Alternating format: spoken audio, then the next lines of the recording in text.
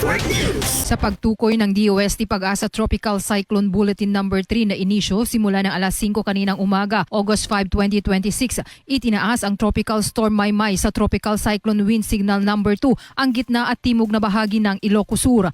Kaugnay nito, sinuspinde ng Coast Guard Station Ilocos Sur ang lahat ng paglalayag ng mga bangkang pangisda at iba pang maliliit na crafts o vessel na may 250 GT pababa. Gayon din ang pagsasagawa ng anumang uri ng aktibidad sa tubig. Samantala, ang mga malalaking sasakyang pandagat ay inaalerto laban sa malalaking alon. Ang lahat ng maliliit na sasakyang pandagat ay pinapayuhan na magsagawa ng mga hakbang sa pag-iingat sa hindi magandang lagay ng panahon at dagat. Ang mga pampublikong sasakyang pandagat, mga komunidad sa baybayin at mga mangingisda ay pinapayuhan na iwasang makisali sa anumang mga aktibidad na may kaugnayan sa dagat upang maiwasan ang anumang hindi kanais-nais na insidente.